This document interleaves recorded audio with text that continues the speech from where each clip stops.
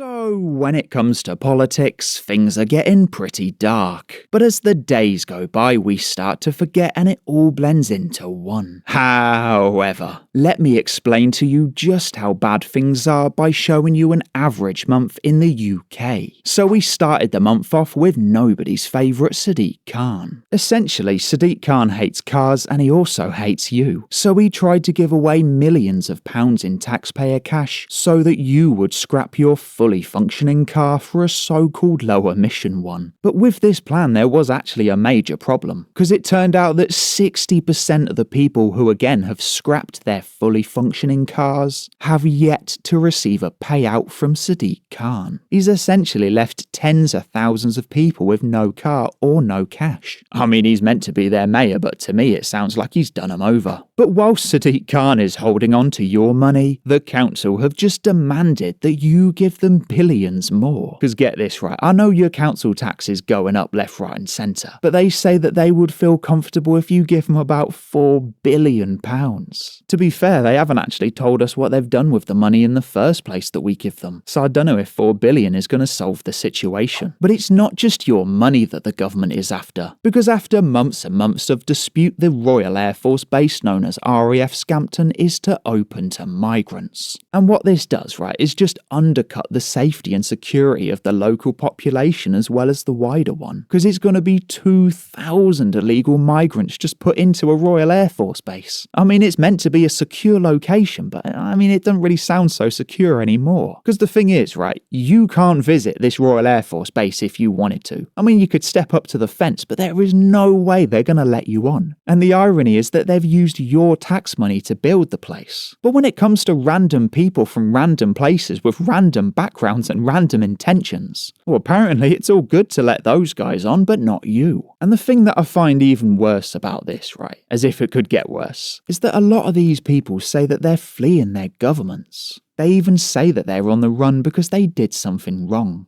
But does that mean that our government should then trust them in secure military sites of our own? I don't know, that honestly to me, that just sounds so backwards. And then the very next day we head to the very green region of Cumbria. There's plenty of trees and there's plenty of fields. However, they've been given 20-mile-an-hour zones because apparently the locals are ruining the environment. And this one really makes no sense, because it's a pretty countryside setting, let's face it. And similar to Wales, you know, it has a lot of village lanes. But now large parts will just be made into 20-mile-an-hour zones completely. And just like the rest of these 20-mile-an-hour zones, right, none of the local population got to vote in any of it. Because we can both guarantee, right, that this is not what the local population wanted, nor is it what they thought they were paying for. And the thing is, right, we're not even at the end of the list. But I can't stress to you enough, all of these stories were within the same month.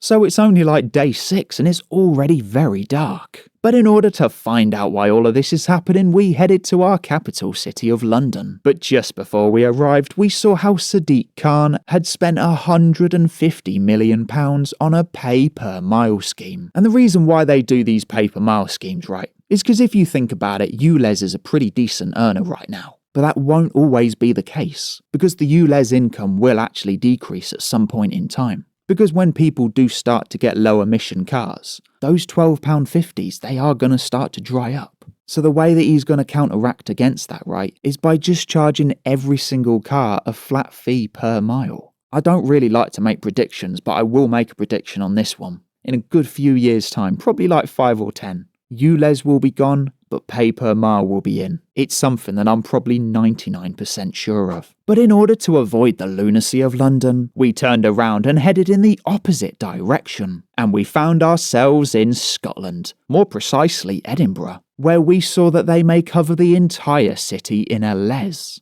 And no, not the good kind of LES, because this is a low emission zone, and it's very similar to Sadik Khan's ULEZ scheme, where tax-paying citizens will be charged to drive in their capital city. And they might have dropped the word ultra from the word ULEZ, but it is still pretty much the same requirements. I guess they're just trying to be a little bit different and just try and spin off and do their own thing. But, you know, that's Scotland for you. And because all of this was just getting a bit too much, We decided to book a trip to New York City. But when we landed, it turns out that half the planet had already arrived. And even worse, the city of New York has given migrants free credit cards. And get this right, they've been preloaded with $1,000 a month each. This is just money for nothing, and if you booked a trip to New York, there is no way they're going to give you $1,000 a month. Like, even if you won a UK game show, the prize money these days is not that much. But with this one, right, I've got to expand a little bit on it. Because a few days after I made that video, believe it or not, there was actually a fact check on this very article, and it came from the so-called reputable Associated Press. And I will read this fact check out for you. It says migrants in New York City will receive prepaid debit cards and not credit cards for designated goods. And that's a real fact check. It turns out that they're debit cards and not credit cards. So that's how you know the story is true. Because when the only thing that they can fact check is whether it's credit or debit, that really is mad. Someone actually wrote that article. I couldn't believe it when I saw that. But after our self-funded trip to New York is over, the bills are really starting to stack up. Because the very following day, it says that Highland Council overpaid 593 former staff, racking up a bill of 863 grand.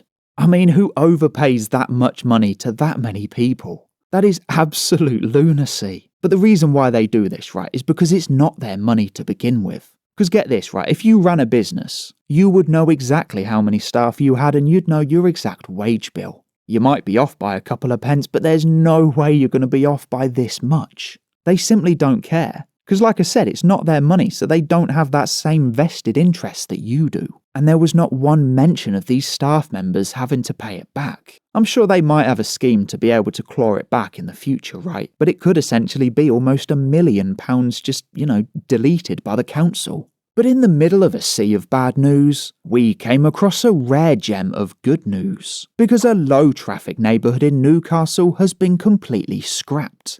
And even better, they did it a year ahead of schedule. Because it turns out that the local residents are really not on board with all of this. Because whenever they interview someone who's actually like a proponent of all of this, they're always like the local MP, or they'll be like the local 20-mile-an-hour club. It's never just like random Dave on the street who's got an opinion and it's a positive one about them. It's just negative, negative, negative. So the only people that are on board with this are the council. But it is nice to see, because it does actually show you that the local residents can actually stand up and make a change, showing that hope might not be lost after all. But something to completely remove your temporary faith in the council, the next day I found this on the Freedom of Information website. I'll give you the long story short. These are two government logos, and last year they actually swapped between the two. They took the word digital out of one and they kept it in the other. But on the Freedom of Information website, what I found, right, in order to change these logos, the government spent £8 grand changing it one way, and they spent £2 grand changing it back the other way. So almost £10,000 in total just to put the word digital there. But even worse than that, right, there's a free of charge software called Canva. And in the video that I made, I was able to recreate this exact image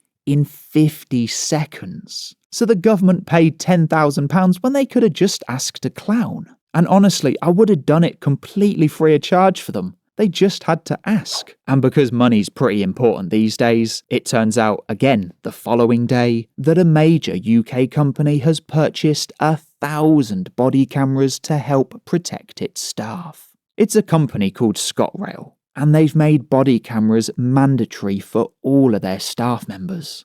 Because the thing with this, right, is whenever you used to see body cameras, they always used to be on police officers. Like it was just strictly down to them. But now things are that bad that the margins have widened that far that we're seeing regular train staff doing it. And we're also seeing Lidl staff wearing body cameras as well as co-op staff as well. Like, that's how far things have gone. Just everyday people just wearing body cameras. But speaking of people getting in your face when they really weren't invited to, we saw an article from The Big Issue. But this time, we're not going to pay for it. Oh no, because we're going to look at The Big Issue completely free of charge on their website. I guess this does further muddy our chances of getting into heaven, but we'll deal with that later. And this article essentially has migrants demanding free bus passes. They just want free bus travel up and down the entire UK. Might be £5 for you, it might be 7. But Sudanese Steve, he doesn't want to pay a single penny. But the thing that I really didn't get with this article, right, is that these people have spent thousands to get here.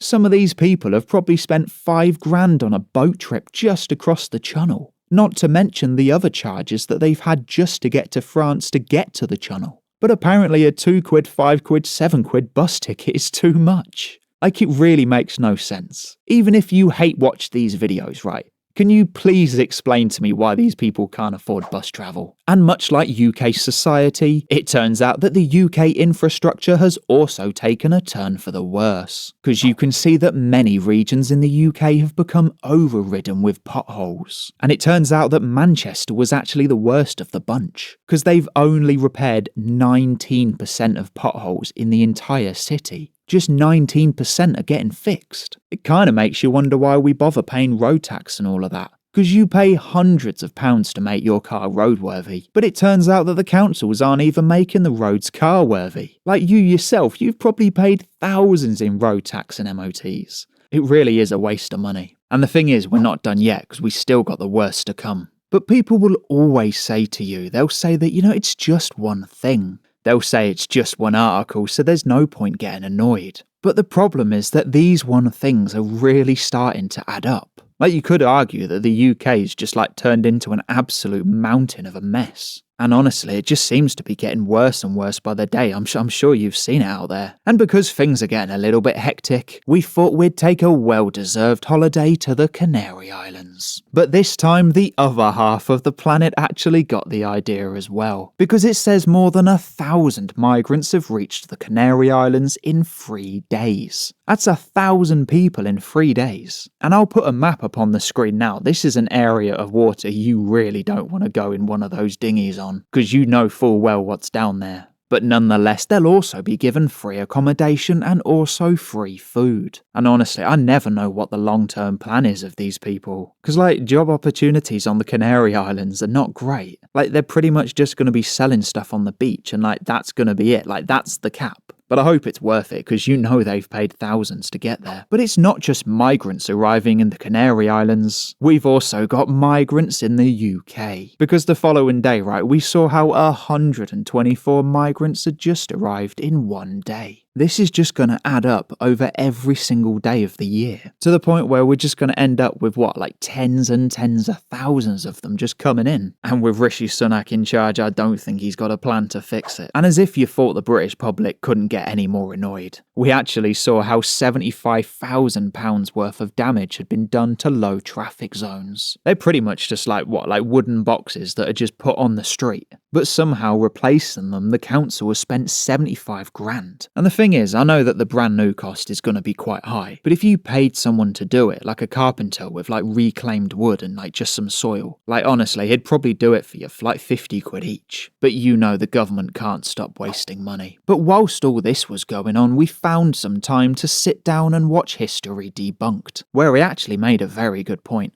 Because those cigarette packages, the images that you get on them, the images on there are some of the worst pictures that you can see. It's just people in a hospital bed, or it's just parts on the table. It's just nasty. And what Simon from History Debunked was saying was that every single image was of a white person. Which is fine, because, England, it's that sort of country. But when you turn the TV on every single night, like BBC or ITV, we really don't see much representation there. In fact, the only place that we over-represent at the moment is on the negative cigarette packages. And honestly, that is something that I've never noticed before. And after we finished our detective work, we found ourselves a little bit hungry. But unfortunately, something that put us off of our food was seeing that there's an area in London where 15% of restaurants have a 0-star rating. That's 15% with a 0 star. You'd think that they'd be shut down, but they're wide open, because they're currently trading to customers and God knows what they're being served. Because the thing is,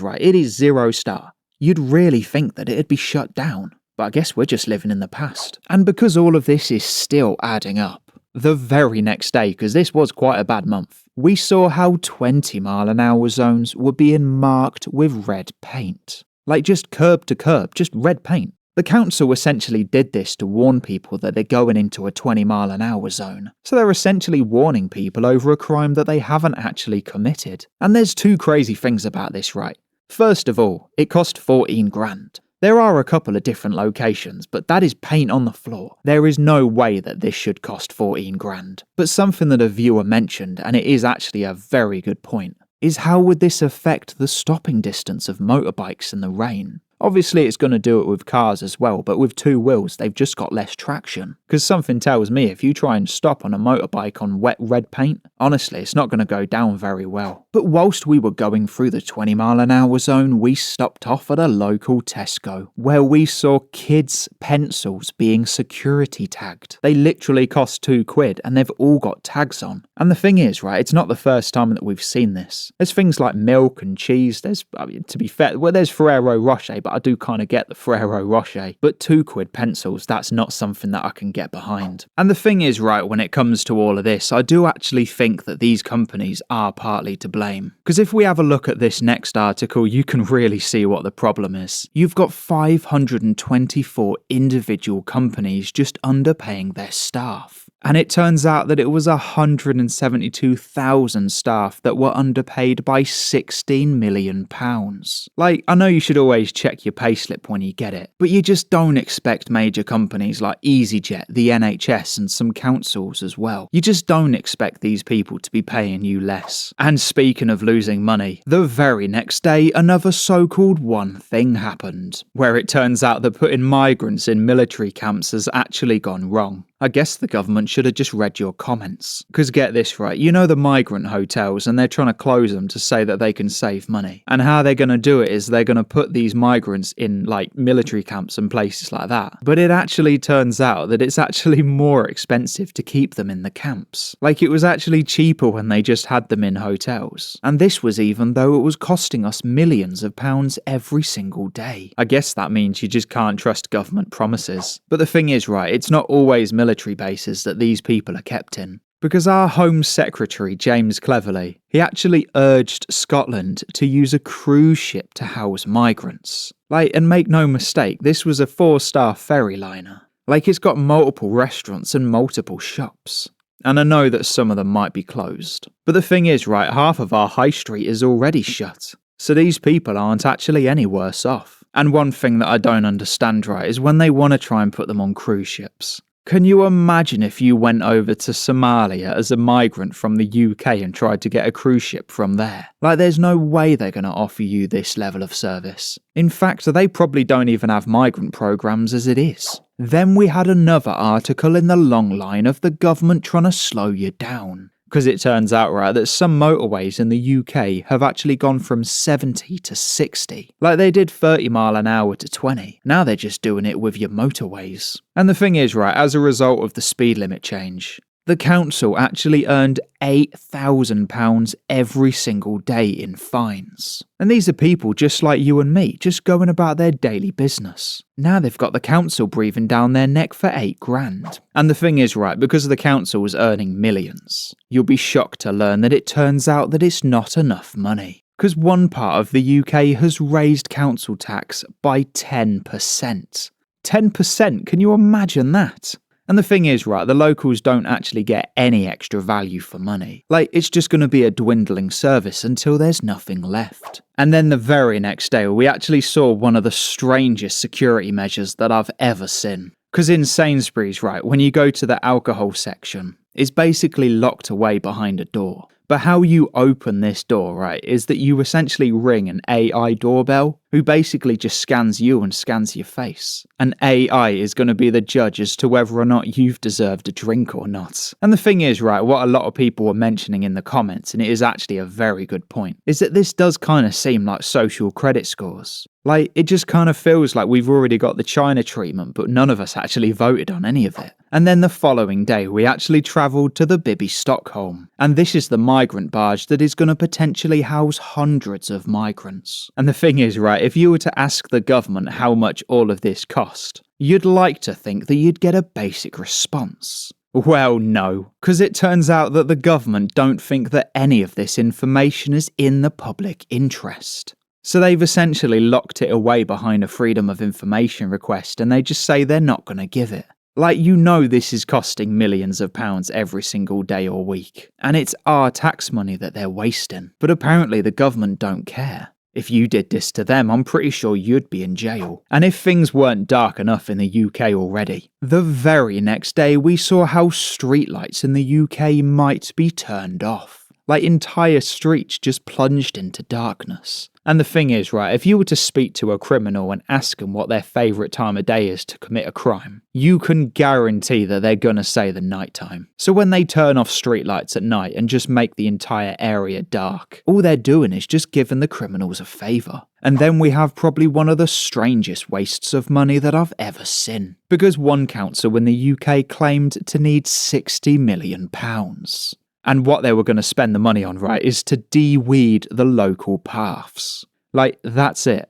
You might need some trimmers or you might need some chemicals. But either way, £60 million, that's just far too much money. Like, even if we all just took them to B&M, there is no way you could spend that much money on cleaning products. But then again, I guess when it comes to the government, they just simply don't care. So the next time that someone says to you, oh, it's just one thing, just remind them that these one things are happening every single day. Like, we are literally sat on a massive pile of one things. And all people want to do is just gaslight you into thinking that it's just one. Because all of this has just been over one single month and honestly, things are looking very dark. But if you're not quite convinced, have a look at this video with 29 more reasons that the UK is doomed. So, thank you to the 27,755 subscribers, thank you to the channel members, and thank you for checking out this video on screen. This country has gone crazy.